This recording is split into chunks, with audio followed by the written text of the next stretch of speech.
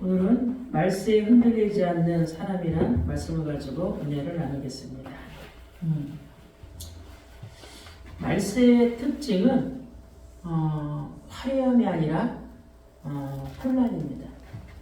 오늘 본문 3장 1절에서 4절 읽어봤지만은 여기에 말세의 특징이 나옵니다. 그래서 말세의 특징은 고통의 때가 이르렀다는 것입니다. 그래서 오늘 3장 5절에 보면은 경건의 모양은 있으나 경건의 능력을 부인하니 이 같은 자들에게서 네가 돌아서라. 경건의 모양은 겉으로 보기 좋은 모습입니다. 아무 문제 없는 것처럼 예배드리고 또 기도하고 봉사하고 찬양하고 신앙생활 있는 것처럼 살아가는 것을 말합니다. 그러나 그 속의 사람은 하나님 없이 사는 시대를 살아가고 있습니다. 삶의 주인은 하나님이 아니라 자신의 의를 두고 살아가는 것입니다. 모든 선택을 하나님의 기준에서 결정하는 것이 아니고 상황에 맞춰 선택하고 결정을 합니다. 지금 신앙생활하고 있는 90%의 사람들은 삶 속에서 하나님 없이 살아가는 자들이 대부분입니다. 아닌 듯 하면서 살아가는 것에 부담을 두고 미래를 염려하며 불안해하며 살아갑니다. 성경 마가복음 7장 5절 8절에 보면은 이에 바리새인들과 서기관들이 예수께 묻되 어찌하여 당신의 제자들은 장로들의 전통을 준행하지 아니하고 부정한 손으로 떡을 먹나이까? 이르시되 이사야가 너희 외식하는 자에 대하여 잘 예언하였도다. 기록하였으되 이 백성이 입술로는 나를 공경하되 마음은 내게서 멀도다. 사람의 계명으로 교훈을 삼아 가르치니 나를 헛되이 경배하는도다 하였느니라. 너희가 하나님의 계명은 버리고 사람의 전통을 지키느니라. 신앙생활을 오래 했지만 말씀의 능력을 경험하지 못하는 성도, 또 말씀을 보고 들어도 혼의 만족만 시키려 합니다. 마음으로 말씀을 받아 찔리고 회개하고 갱신하려 하지 않습니다. 또한 교회는 다니지만 삶은 세상과 다르지 않는 모습, 또 우리의 삶의 우선순위는 오직 예수 그리스도이십니다. 바울은 이런 시대 속에서 자기 아들이라고 부른 디모데에게 무엇을 붙들려고 했을까요? 디모데후서 2장 1절에 내 아들아 그러므로 너는 그리스도 예수 안에 있는 은혜 가운데 강하고 합니다. 성공이 아닙니다. 또 환경도 아니에요. 오직 너는 그리스도 예수 안에 있는 은혜 가운데 강하라고 말씀하신 겁니다. 많은 사람들은 신앙생활을 하면서도 하나님을 믿고 그분을 신뢰한다 하면서도 우리의 모든 삶 속에서는 세상이 주는 그런 교훈, 세상이 주는 그런 말에 따라갑니다. 자녀를 키울 때도 하나님의 자녀라고 하는데 말씀보다 성공, 말씀보다 모든 권력, 명예, 지식 이런 걸 두고 말합니다. 그런데 하나님의 자녀는 푸른 말하고 끝은 시드나 하나님의 말씀은 영원히 서리라. 성경 그렇게 우리에게 말씀합니다. 첫 번째, 너는 나의 삶을 보았다. 오늘 본문 10절 12절에 보면은 사도 바울이 디모데의 자기 사랑하는 아들이란 영적인 아들에게 말하는 겁니다. 너는 나의 삶을 보았다. 10절 11절에 보면은 나의 교훈과 행실과 의향과 믿음과 오래 참음과 사랑과 인내와 박해를 받은가 고난과 또한 안디옥과 이고니온과 루스드라에서 당한 일과 어떤 박해를 받은 것을 네가 과연 보고 알았거니와 주께서 이 모든 것 가운데 나를 건지셨느니라. 사랑의 하나님은 하나님의 자녀가 어떤 일을 당할지라도, 그죠? 그 안에서 하나님은 우리를 지키시고 보호하시고 인도하십니다. 하나님의 일을 놓고 박해를 받는 가운데 하나님은 분명히 자기 자녀에게 그렇게 말합니다. 내가 너를 지키고 내가 너를 보호하고 내가 너를 인도할 거야. 바울은 단순히 설교를 들었다고 말하지 않습니다. 삶을 보았다 그럽니다. 참된 신앙은 말이 아니라 삶으로 증명합니다. 그래서 야고보서 2장 26절에 보면은 영혼 없는 몸이 죽은 것 같이 행함 없는 믿음은 죽은 것이라 말합니다. 또 12절에 보면은 무릇 그리스도 예수 안에서 경건하게 살고자 하는 자는 박해를 받으리라 그럽니다. 그런데 박해를 받는 것 같지만은 시편 34편 19절에 보면은 의인은 고난이 많으나 여호와께서 그의 모든 고난에서 건지느니라 그래요. 우리가 억울한 일 당하는 것 같지만은, 우리가 손해보며 사는 것 같지만은, 우리가 많은 사람에게 무시를 당하는 것 같지만은, 하나님의 말씀에 중심함에 있다면은 그 모든 것 하나님은 합력하여 선을 이루신다고 말씀하시는 거예요. 그래서 경건하게 사는 자는 또한 예수 그리스도의 복음을 전하는 자를 말합니다.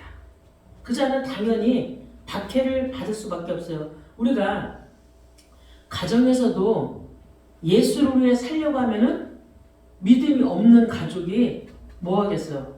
당연히 보이지 않게 암묵적으로 박해를 해요. 말 같지도 않은 말들을 해. 말 같지도 않은 말들을. 근데 거기에 우리가 어떤 토를 달 필요도 없어. 왜? 하나님은 지금도 일하시고 계시기 때문에. 그게 우리의 믿음입니다.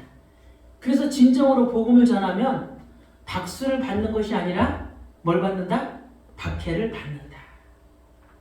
내가 실수하고 받은 그 박해 말고 진짜 복음 때문에 내가 복음을 전하다가, 그죠? 내가 진짜 하나님 나라를 위해서 예배를 드리다가 박해를 받으면 그 박해는, 그죠? 당연한 거라고 생각하면 돼요. 왜냐하면 빛은 어두움을 드러내기 때문이야. 빛은 어두움을, 우리 안에 자꾸 내 안에 빛이 들어가면 뭐가 나와? 죄성이 나오는 거예요. 내 안에 빛이 들어가면은 말씀에 찔림이 나올 수가 없어. 빛이 들어가는데도 말씀에 찔림이 없다? 그럼 빛이 들어가고 있지 않는 거예요. 분명히 빛은 내 안에 있는 어두움을, 내 안에 있는 불안을, 내 안에 있는 그런 강박을, 내 안에 있는 그런 시기와 질투를 말씀을 들어서 계속 들어가면서 나를 깨우쳐주고 나를 인도하시고 나를 이끌어내는 겁니다. 그래서 여러분의 현실 속에서 정직하게 살려고 하면은 당연히 뭘 받을까요? 손해를 보게 된다는 거예요. 손해를. 타협하지 않으면은 당연히 불이익이 있을 수 있습니다. 그런데 바울은 말합니다. 신앙인들에게, 하나님의 자녀에게 그 길은 비정상이 아니라 정상이라고. 고난이 이상한 것이 아니라 타협이 이상한 것이라고 말합니다. 그래서 바울은 다메섹 도상에서 예수님을 만나 회심하고 돌아왔어요. 이때 주님은 사도행전 9장 15절 16절에 바울에게 그렇게 말합니다. 주께서 이르시되 가라. 이 사람은 내 이름을 이방인과 임금들과 이스라엘 자손들에게 전하기 위하여 택한 나의 그릇이라 했어요. 그가 내 이름을 위하여 얼마나 고난을 받아야 할 것을 내가 그에게 보이리라 하시니라. 진짜 예수를 믿는다면 누구 때문에 고난당해요? 예수 그리스도 그 이름 때문에 고난을 당합니다. 그래서 복음 전하다가 고난당하는 일이 한두 번이 아니에요. 복음을 전하지 않으면 못 느끼는 거. 복음을 전하다 보면은 그걸 느끼는 거야. 그래서 그 고난은 저주가 아니고 하나님 앞에서는 축복, 감사. 그래서 하나님은 우리가 예수를 믿고 구원을 받으면 행복해질 거야가 아니라는 거예요. 많은 사람들은 예수를 믿으면 행복해지고, 예수를 믿으면 부자가 되고, 예수를 믿으면 아팠던 것이 나아지고, 뭐 그럴 수도 있지만은 그게 근본은 아니라는 거죠. 근본은 우리가 신앙생활 오래 해보다 보니까는 우리가 눈치챘잖아요. 아, 예수를 믿는 것은 구원받는 거고, 예수를 믿는 것은 우리의 모든 삶에서 그죠? 하나님을, 예수님을 닮아가는 거지, 우리의 문제가 해결되는 것도 있지만은 해결되지 않는 것이 더 많아요. 그래서 해결되지 않는 것 때문에 주를 원망할 필요도 없고, 해결되지 않는 것 때문에 우리가 뭐라 할 거 없고, 우리는 날마다 뭐야? 주님께 너는 내게 부르시리라, 내가 네가 응답하였고 네가 알지 못하는 크고 은밀한 일을 내게 네가 보이리라 말씀하신 약속의 하나님을 믿고 기도를 쉬지 않는 거예요. 응답 안 왔다고 기도 안 하는 게 아니라 응답이 안 오면 안 올수록 기도는 뭐예요? 주님과 교제하는 거예요. 주님과 소통하는 거예요. 근데 많은 사람들은 하도를 살면서도 주님과 소통을 안 하더라고요. 근데 말씀을 읽는 것으로 끝나는 게 아니고, 말씀을 쓰는 것으로 끝나는 게 아니고, 그 말씀을 가지고 와서 그 말씀을 내가 묵상하고 읊조리며 그 말씀을 가지고 우리가 삶에서 말씀으로 살아내는 것까지 해야 돼요. 그게 뭐다? 신앙이다. 그게 하나님의 자녀다. 우리가 복음을 전하다 박해받는 것도 다 뭐라 그래? 그것은 천국의 상급을 쌓는 것이다. 그죠? 손해보는 게 하나도 없어요.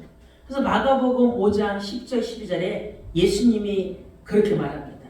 의를 위하여 박해를 받는 자는 복이 있나니 천국이 그들의 것임이라.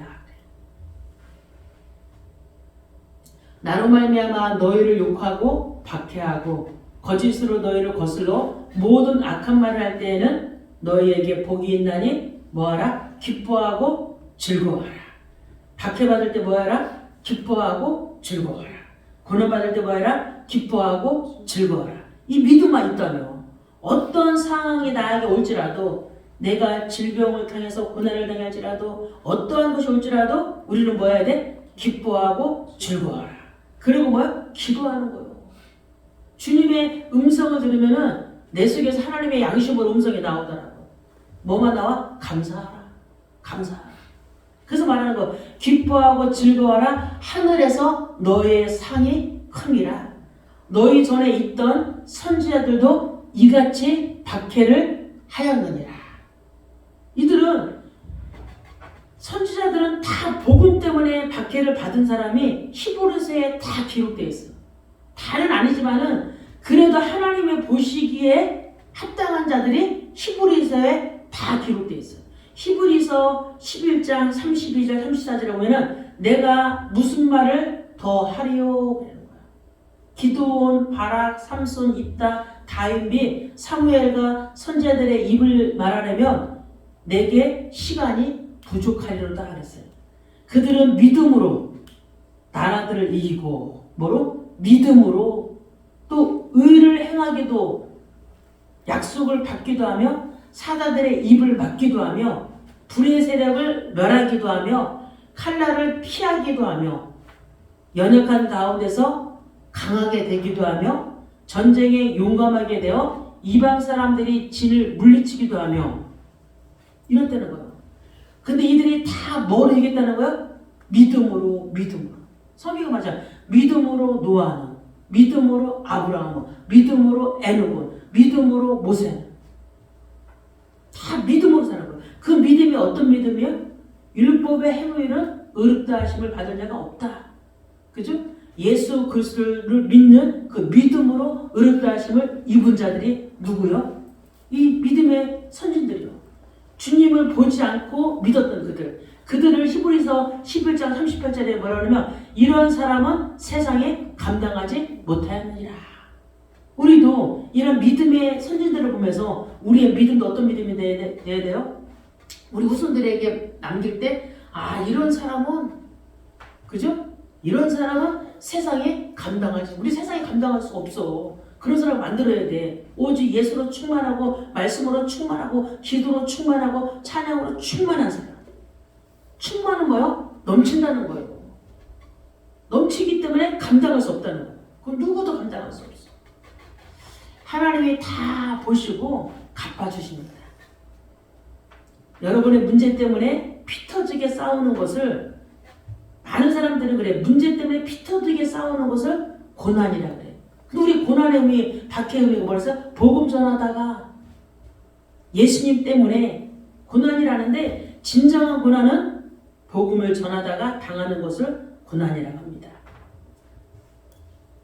그런데 우리가 인간관계 속에서 당하는 문제의 시험, 그것도 뭐 고난이라고 고난일 수 있는데, 그런데 우리의 당하는 모든 시험은 고린도전서 10장 14절에 사람이 감당할 시험밖에는 너희가 당할 것이 없나니 오직 하나님은 미쁘사 너희가 감당하지 못할 시험 당함을 허락하지 아니하시고 시험 당할 즈음에 또한 피할 길을 내사 너희로 능히 감당하게 하시느니라. 우리가 어떤 상황이 올 때 뭘 붙잡아야 돼? 딱 말씀. 그죠? 그렇기 때문에 우리 안에 뭐가 많이 있어야 돼요? 말씀을 저축해 놔야 돼. 다른데 에너지 뽑지 말고 늘 말씀과 교제하며 말씀과 함께하며 나에게 어떤 시험이 누가 나에게 시험거리를 준다 해도 거기에 넘어가면 안 돼. 잠시 우리가 격하게 할 수 있지만 빨리 돌아가면서 이 시험도 감당할 거지. 그리고 이 시험도 능히 감당케 하신다고 말씀하셨지. 어떠한 문제, 하나님은 이 문제는 빼고가 없어요. 그 어떠한 시험일지라도, 그죠? 어떠한 시험일지라도, 경제의 시험일지라도, 인간관계의 시험일지라도, 질병의 시험일지라도, 그죠? 어떠한 시험일지라도 너희로 능히 감당하게 하시리라. 이게 뭐야? 믿음이라는 거예요. 믿음으로 감당하게. 믿음. 어떤 믿음이면 하나님의 말씀을 약속으로 붙잡는 믿음. 하나님이 이렇게 하신다고 약속하셨지. 그럼 나 뭐 하고 있었는데? 기도하고 기다리고 있으면 되지. 두 번째, 악한 시대 속에서 너는 계속하라 그랬어요. 13절에 보면은 악한 사람들과 속이는 자들은 더욱 악하여져서 속이기도 하고 속기도 하나니 그래요. 세상은 살기는 편해지는데 영적으로는 더 무뎌집니다. 세상 살기는 너무 편해요. 지금 돈 없어서 고통당하는 사람도 많았는데 그는 보니까 10%고 나머지는 그냥 자기가 돈 벌면 쓸 만큼의 여유는 다 있어요. 세상 살기는 그래서 너무 편해. 싼 것도 너무 많이 있기 때문에 편한데 영적으로는 무뎌진다는 거예요. 세상이 편해지는 만큼 영적으로는 무뎌질 수밖에 없어요. 더 교묘해지고 더 영리해집니다. 그런데 14절에 중요한 전환점이 있어요. 그러나 너는 배우고 확실한 일에 거하라. 세상이 변해도 말씀은 변하지 않으며 배우고 확실한 일에 거한 사람은 흔들리지 않는다는 겁니다. 여기서 중요한 것은 거하라입니다. 잠깐 붙드는 것이 아니고 계속 머문다는 거예요. 하나님의 말씀을 우리가 잠깐 붙들어서는 안 되잖아요. 그 말씀을, 그죠? 배우고 확신하. 이게 뭐예요? 성경이잖아요. 성경 66권의 말씀을, 성경 66권 말씀을 우리가 읽어도 외워도 끝이 없더라고요. 이 주옥같은 말씀을 또 봤는데 또 새까맣게 또 잊어버려요. 그 말씀이 내 삶을 지탱하고 살아야 되는데 말씀은 온데간데 없고 내 생각과 내 기준과 내 경험만 또 남아. 그러니까 말씀이 나를 움직이는 게 아니라 내 생각과 내 경험과 내 방법과 내 체질로 나를 움직여요. 그 자꾸 어떤 선택할 때, 어떤 문제가 왔을 때, 어떤 상황 앞에 내 생각은 잠시 내려놓고 말씀이 기준. 말씀을 뭐라고 하셨지? 하나님은 오늘 말씀으로 나에게 뭐라고 말씀하시지? 이 상황에, 이 문제에, 이런 어려움 속에, 이런 질병 가운데 나에게 뭐라고 말씀하셨지? 주님은 그래 인내하고 기다리라는 겁니다. 그 사순절은 감정의 절기가 아니라 말씀과 십자가 앞에 다시 거하는 시간이야. 십자가 앞에. 그래서 이사야 40장 7절 8절에 푸른 마르고 꽃은 시듬은 여호와의 기운이 그 위에 붐이라. 이 백성은 실로 풀이로다. 푸른 거요. 푸른 시들으면 끝나는 거예요. 근데 이 백성은 실로 풀이로다 그러는 거예요. 푸른 마르고 꽃은 시드나 우리 하나님의 말씀은 영원히 서리라 하라. 하나님의 말씀은 변하지 않아. 인간 변하지 않아. 인간의 사랑 다 변하고 진리 인간하고 국계 부부가 약속해도 그 사랑은 변하더라고요. 하나님의 사랑, 오직 아가페 사랑, 그 십자가의 사랑만 영원해요. 그 말씀만 영원해요. 그래서 갈라디아 1장 14절에 그러나 내게는 우리 주 예수 그리스도의 십자가 외에 결코 자랑할 것이 없으니 그리스도로 말미암아 세상이 나를 대하여 십자가에 못 박히고 내가 또한 세상을 대하여 그러하니라.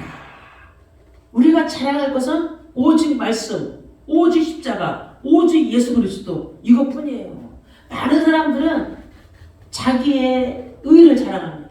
내가 이렇게 해서 신앙생활을 잘하고 그런 사람은 어느 날 다 없어지더라고. 아무리 교회를 열심히 해도 뭐해도 자기에게 뭔가 하나만 안 맞으면은 신앙 팍 떨어져. 왜? 그 사람의 기준은 말씀이 아니었다는 거지. 오직 기준이 뭐야? 나, 내 의, 내 열심. 우리의 기준은 그것도 필요합니다. 열심도 필요하고 내 의도 필요해. 근데 내 열심보다 내 의보다 뭐가 위에 있어야 돼? 오직 말씀. 오직 예수 그리스도 십자가. 그래서 날마다 우리는 내 자아를 어디에 못 박는 거야? 십자가에 못 박는 거야. 자아가 다 살아있으니까 신앙생활 10년, 20년 자아가 살아있으니까 나중에 끝에 가보면 하나님이 남는 게 아니에요. 내가 남아서 결국 무너지더라. 더디 가더라도 어디 가돼? 우리가 더디 가더라도 우리는 어디 위해서 해야 돼? 늘 반석 위해서 해야 돼. 그 반석은 누구요? 예수 그리스도. 반석 위해서 해야 돼. 세 번째 성경은 하나님의 감동으로 된 것입니다. 하나님의 감동이요. 하나님의 감동이요? 영감을 썼다는 거예요. 그래서 16, 17절에 모든 성경은 하나님의 감동으로 된 것으로 교훈과 책망과 바르게 함과 의로 교육하게 유익하니 그러는 거예요. 당연히 뭐도 있어야 돼요?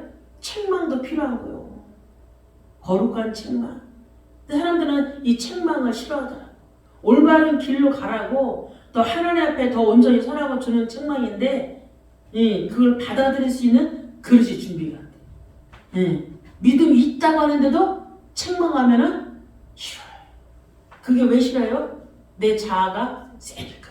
그게 뭐예요? 자존심. 자존심이 다 세니까 그걸 받아들일 수 있는 그 그릇들이 준비 안 돼. 날마다 우리 십자가 앞에 누가 나한테 뭘 책망했다? 아 이거는 바꿔야 되는구나. 아 이거는 좋은 게 아니구나. 아 이건 아니구나. 근데 그런 사람이 있어야 되는데 대체적으로 없다. 여기서 감동은 하나님이 숨을 불어 넣으셨다는 뜻을 여기서는 말해요. 하나님의 숨. 하나님의 숨이 뭐야? 하나님의 말씀 생명이라고 말하잖아요. 성경은 사람이 쓴 글이 아니라 하나님의 영감으로 숨이 담긴 말씀이라는 겁니다. 그래서 말씀은 우리를 가르친다는 거예요. 말씀이. 예수님은 처음에 오셔서 뭐랬어요? 말씀으로 가르치시고 고치시고 전파하시고 그죠? 그래서 말씀은 뭐예요? 우리를 가르치고 우리의 죄를 책망하고 또 방향을 바르게 하고 또 우리를 의의 길로 우리를 훈련시킨다는 거예요. 말씀을 내가 제대로 읊조리고 말씀을 내가 제대로 경청하면은 아 말씀은 이런 것이구나 그렇게 깨달음이 있다는 거예요. 그래서 말씀 붙잡으면 살고 말씀 놓치면 죽는다. 밥을 덜 먹어도 우리는 말씀 앞에 서야 된다는 거예요. 근데 말씀 보는 시간보다 내가 밥을 먹은 거에 어떤 때는 억울하고 그리고 내가 놀지 못하는 거에 억울하고 아 말씀 볼 시간인데 그러면 뭐야? 아 말씀이 있다고 내가 밥 못 먹었어? 내가 못 놀았어? 우리는 다 신앙생활을 믿음이 있다고 하면서도 거꾸로 해. 왜 우리가 영의 눈이 들떠 있어. 그리고 우리의 모든 말씀을 마음으로 받는 게 아니라 혼으로 받기 때문에, 이 머리로 받기 때문에 우리가 변한다는 것은 도대체 어려워요. 자꾸 내 자아를 깨트리지 않는 이상은 말씀을 받고 말씀대로 살아간다는 게 돼요. 근데 말씀을 붙잡고 말씀대로 살아가는 것까지 가야지 그 사람이 올바른 신앙생활이 올라. 말씀 듣고 귀만 꽂으면 아무 소용 없잖아. 말씀을 듣고 어디가 내 삶을, 그래서 행함 없는 믿음은 죽은 믿음이에요. 우리가 말씀이 불편한 이유는 뭐예요? 말씀이 우리의 마음을 찌르기 때문에 불편한 거야. 아, 말씀이 불편하다. 아, 이 말씀은, 저거 나에게 한 말씀이네. 저거 나에게 한 말씀이라가 느껴지면 제대로 듣는 거잖아. 저거는 저 사람이 들어야 돼. 저건 저 사람이 해야 돼. 이 말씀이 내 이때부터 찔리면은 이걸 놓고 뭐해? 기도해야 되는 거야. 오늘 내가 말씀이 찔려서 하나님, 이 말씀 나에게 주신 말씀인데 하나님 내가 말씀대로 살기를 원합니다. 말씀이 찌르지 않는다면 우리는 이미 굳어버린 사람이에요. 그래서 에스겔서 36장 26, 27절에 또 새 영을 너희 속에 두고 자꾸 뭘 구해야 돼? 하나님의 영이 우리 안에 임해야 되거든. 새 영이 뭐요? 성령. 성령이 내게 임해야지만이 말씀에 찌름이 오면은 회개하고 기도한다. 또 새 영을 너희 속에 두고 새 마음을 너희에게 주되 너희 육신의 굳은 마음을 제거하고, 성령이 임하면, 새 영이 임하면, 새 마음이 들어가면 너희 육신의 굳은 마음을 제거하고 부드러운 마음. 부드러운 마음이 뭐요? 우리의 마음을 부드럽게 해가지고 깨닫게 해준다는 거지. 말씀으로. 또 내 영을 너희 속에 두어 너희로 내 율례를 행하게 하리니. 성령이 들어가야 뭐래요? 말씀을 행하고 말씀을 지킨다는 거예요. 성령께서 말씀을 행하게 하고 말씀을 지키게 하고 율례를 깨닫게 하는 거예요. 고난 당하기 전에는 내가 말씀을 뭐 했다 그랬어요? 그릇 행하였으나 고난 당한 후에 내가 말씀을 따라간다 했잖아. 지킨다 했잖아. 그래서 고난이 내게 뭐다? 유익이라는 거예요. 어려움이 내게 유익이, 하나님이 다시 말씀의 길로 나를 인도하니까 그걸 깨달으면은 주를 원망하지 않지. 고난 중에서도 주를 찬양하고 즐거워하고 기뻐한다는 거죠. 성령이 우리 안에 임하셔야 우리의 육신으로 굳어진 마음이 성령의 능력으로 부드러운 마음으로 바뀐다는 겁니다. 그래서 우리에게 성령의 기름 부으심이, 우리 안에 성령의 불이 임하기를 날마다 간절히 간구해야 돼. 하나님, 내 안에 성령의 불이. 왜? 성령도 간구에 이미 와 있는데 내가 못 느끼니까. 이미 성령이 내주인 순간 와 있구나. 와 있으면 성령이 인도를 받아야 되는데 성령이 인도를 받지 않으면 내 안에 성령이 계신가 의심해 봐야 돼. 내가 계신가? 그러면 내 안에 성령이 임하면 성령의 약속을 붙잡고 성령의 인도를 받으려고 주님께도 기도한단 말이야. 하나님, 이런 일을 어떻게 해야 됩니까? 저에게 말씀을 주세요. 그게 기도거든요. 말씀 주세요. 우리 가정에 말씀 주세요. 저에게 말씀 주세요. 그러면서 17절, 이는 하나님의 사람으로 온전하게 하며 모든 선한 일을 행할 능력을 갖추게 하려 함이라. 말씀은 단순한 지식 전달이 아니에요. 많은 사람들은 말씀을 지식으로 끝내더라고. 듣고선 끝이야. 예배드리고 끝. 집에 가서는 말씀과 상관없이 살아요. 이 말씀은 우리에게 능력을 갖추게 한다는 거예요. 능력. 말씀은 능력이라니까. 성령께서 말씀을 통해 우리를 변화시킨다는 겁니다. 그래서 사도행 1장 8절에 오직 성령이 너에게 임하시면 권능을 받고, 임하면 권능 받는 거예요. 그렇기 때문에 예루살렘과 온 유대와 사마리아 땅끝까지 이르러 내 증인이 되리라 하시니라. 임해야지. 그러니까 성령이 임하기를 간구하는 거죠. 임하면 능력이 나타나고 권능이 나타나거든요. 근데 안 나타나. 내 삶의 능력이 안 나타난다니까. 아직 임하지 않으니까. 그 때문에 유대인들은 그 이 약속을 붙잡고 어디 갔어요? 마가다락방에 간 거잖아요. 여기도 간 것도 예수님을 본 사람들은 500여 명인데 이 말씀을 붙잡고 1장 8절을 붙잡고 간 사람은 120명밖에 안 돼요. 근데 여기 가면은 다 가족도 갈라져야 되고 직장도 끝나고 잘못하면 죽을 상황이 있거나. 그 여기 가는 거는 믿음으로 가는 거야.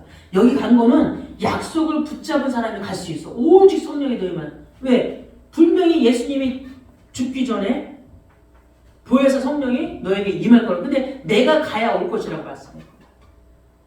그 약속을 진짜 믿는 사람은 죽어도 괜찮다. 나는 죽어도 괜찮다. 죽어도 나는 성령 받을 거니까. 근데 간 사람 120명이 다 뭐 받았어요? 다 받아 성령. 그게 몇 개 나라에서 왔어? 15개 나라에서 왔다는 거야. 응. 로마에서까지도 왔다니까. 거기에 사도 바울도 거기 있었다니까. 로마에서 추방돼가지고 여기 와서 성령 받은 거야. 그리고 성령이 얼마나 우리에게 중요한 거야. 매일 성령을 간구해야지. 그래서 빌립보서 4장 10절에 내게 능력 주시는 자 안에서 내가 모든 것을 할 수 있는 자. 능력을 누가 줘요? 그리스도 안에서 받는 거예요. 능력은 하나님이 주시는 거예요. 그래서 우리가 조금 적응해야 될 부분이 있어요. 우리는 무엇에 흔들립니까? 나는 또 무엇에? 사람의 말에 흔들립니까? 사람의 말에 좀 나보다 똑똑하고 좀 성공한 사람 말에 좌지우지하는지 아니면 세상의 분위기에 흔들려서 세상의 분위기에 따라가는지. 어떤 분은 그러더라고요. 지금 큰일 났대. 전쟁. 뭐 지금 저 전쟁 나가지고 뭐 사노라고 난리 났어요. 들었죠? 사노라고 난리 났어. 이거 사라 저거 사라. 들으니까 전달되는 거야. 전달되니까. 지금 봐봐. 세상에 난리 났다 이런 분위기. 사람의 말이 얼마나 위력이 있어. 사람의 말에 위력이 엄청 있어. 감정이 흔들려. 감정에 또 흔들려. 사람들 다 말에 감정에. 말 때문에 상처받고 말 때문에 마음 상하고 말 때문에 그죠? 힘들어하고 말씀에 거하지 않으면은 반드시 힘들어. 우리의 중심이 없어. 말씀에 중심이 없으면은 맞을 수도 있는데 그때 수도 배고 어떻게 해야 돼? 수도 배고 어떻게 해야 돼? 주님께 질문해봐야지. 우리는 사상이가 아니구나. 우리는 고아가 아니잖아. 우리는 하나님께 질문해. 하나님의 질문에도 갈팡질팡한 사람. 왜? 하나님과 질문해본 적이 없으니까. 하나님께 기도 응답받은 거 없으니까. 나는 계속 기도해보는 거구나. 아니 지금 시대가 안 보니까 시대가 안 맞습니까? 그래서 내가 생각했어. 없으면 다 없는데 조금 더 먹고 조금 더 입고 있으면 뭐해. 다 당하는 것인데. 아니 저기 1년 잘 먹는다고 뭐해. 어차피 죽을 거면 죽는 건데. 하나님은 고난을 통해서. 근데 아까 말했잖아. 다 어떻게 한다? 하나님 피할 길을 다 주신다.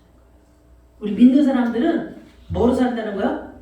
믿음으로 사는 거예요. 그럼 뭐다? 굶어 죽어도 믿으면 하나님이 다 믿는 자에게는 준비해 놨다니까.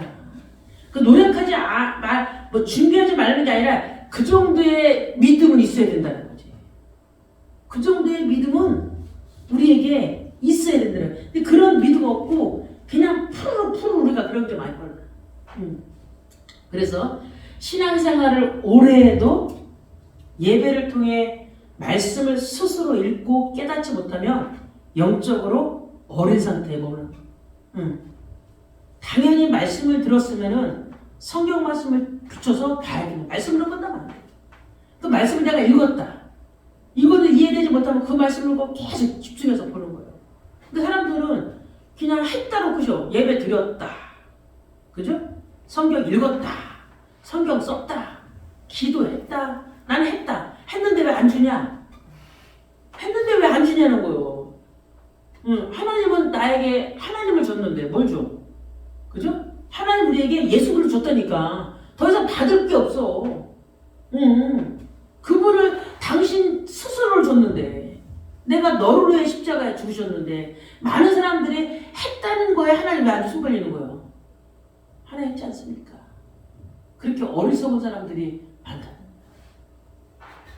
그러나 말씀을 읽는 것으로 공부하는 것으로 혼의 만족만 시키면 안 된다는 겁니다. 말씀을 읽고 들으면 말씀에 찔림이 오며 말씀에 순종할 때 성령께서 우리를 붙드신다는 거예요. 우리가 믿는 성령은 인격적이에요. 인격적인 그분이라 우리가 사모할 때, 간절할 때 성령의 역사하심을 느낄 수 있다는 거. 간절할 때. 하나님도 그냥 간절함도 없는 사람한테 줘봤자 뭐했는데? 그죠? 사모하는 사람한테 뭔가 줘야지. 간절하지 않고 사모하지 않는데 줘도 몰라. 그 사람은 줘도 모른다니까.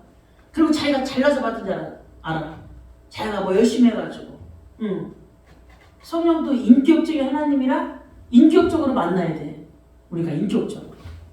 그래서 사도행전 2장 26, 38절에 그런즉 이스라엘 온 집은 확실히 알지니 너희가 십자가에 못 박은 이 예수를, 그죠? 십자가에 못 박은 이 예수를 하나님이 주와 그리스도가 되게 하셨느니라. 그들이 이 말을 듣고 마음에 찔려 베드로와 다른 사람들에게 물어 이르되 어찌하여 우리가 형제들아 우리가 어찌할까 하거늘 베드로가 말합니다. 너희가 회개하여 각각 예수 그리스도의 이름으로 세례를 받고 제사함을 받으라. 그리하면 성령을 선물로 받으리라. 성령은 뭐요? 하나님이 선물로 주시는 거예요. 선물로 주시는 거예요. 유대인들이 죽은 그 예수는 죽은 것으로 끝나지 않았다니까요.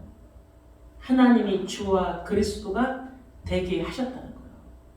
그분을 그죠? 부활하셔.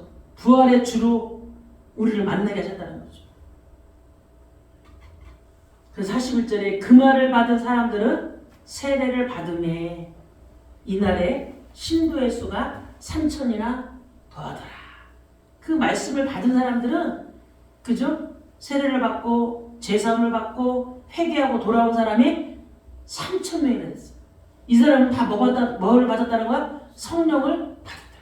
성령을 받은 사람들은 삶이 다 변했어요. 사도행전 2장 이후에 모든 사람들은 성령을 받아 살았기 때문에 그들의 삶이 변화된 삶을 살아가.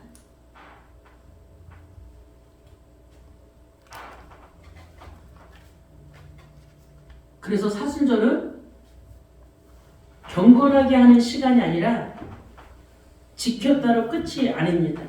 늘 우리는 말씀 앞에서 말씀을 붙잡고 삶에서 진정한 그리스도인으로 살아가야 돼요. 진정한 그리스도인으로.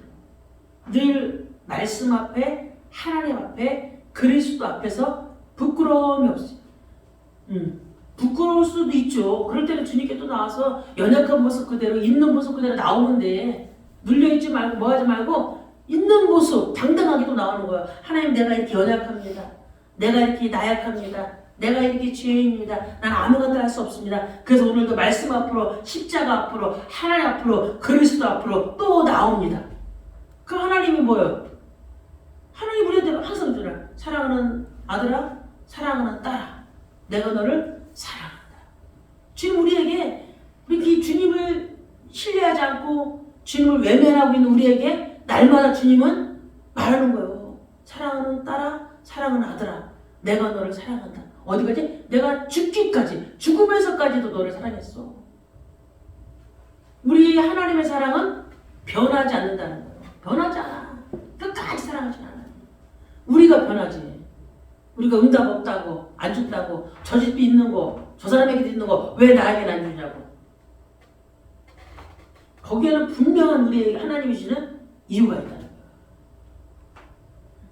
그냥 쉽게 뭐 되는 거 좋아하는 거, 그치? 믿지 않는 사람 다 그러지 뭐, 근데 믿는 자에게는, 그 음성을 들어야 된다. 그래서 예수님처럼 순종의 삶, 겸손의 삶, 용서의 삶, 사랑의 삶, 예수님은 우리를 위해서 한 것이 아닙니다. 우리를 위해서 죽음에서 순종함으로 본이 되신 거예요. 우리에게 본을 보여주신 거예요. 저와 여러분도 예수님의 삶을 따라가기 위해서 몸부림치며 간절한 느낌. 신앙생활은 몸부림이요. 우리 힘을 할 수 없으니까 몸부림을 쳐야 되는 거야. 잘 될 것 같으면 몸부림 칠 일은 없지. 잘 안 되니까, 힘드니까. 신앙생활이 힘들고 어렵고 버거우니까 어떻게 하나님께 매달리는 거지. 몸부림치면서. 거기에 하나님 우리에게 긍휼을 베풀어 주시고 우리에게 사랑을 베풀어 주시고 우리를 놓고 하나님이 지금도 우리를 놓고 인내하고 있다. 우리가 우리의 가정을 놓고 인내하지만 하나님을 놓고 인내하지만 주님도 우리를 놓고 인내하고 기다리고 있는 거예요. 제가 언제나 나를 의지하고 언제나 나를 신뢰하고 언제나 나를 100% 믿을까? 주님도 끊임없는 긍휼과 사랑을 우리에게 베풀어 주는 거예요. 그래서 흔들리는 시대에 흔들리지 않는 사람이 돼야 돼요. 흔들리는 시대에 지금 많은 사람들이 세상으로 다 가고 있잖아. 믿는 기독교인들도 하나님 안에 그리스도 안에 있기보다 어디만 있어요? 세상 가운데 사는 게 더 편해. 그리스도인으로 사는 게 편해? 세상 사람으로 사는 게 편해?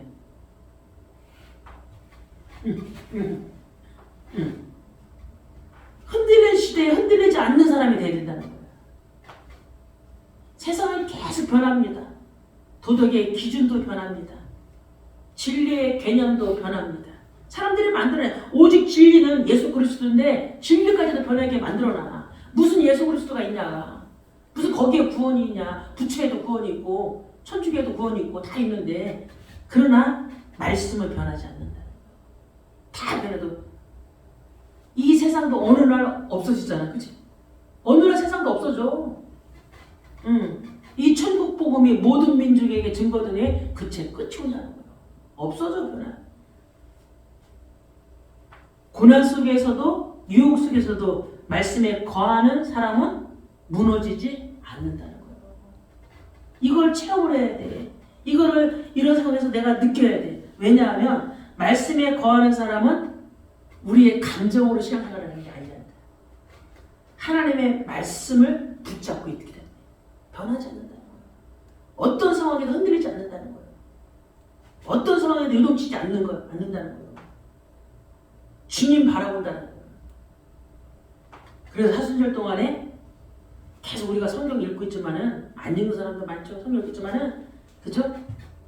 십자가를 생각하며 사복음서 우리가 계속 읽는데 십자가를 생각하면서 예수님이 나를 위해서 이렇게 모진 고난 고통을 당하셨구나. 나 같은 게 뭔데?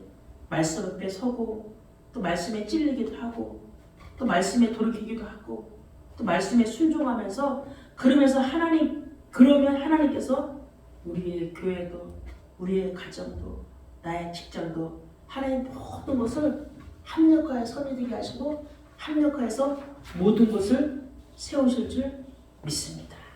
아멘.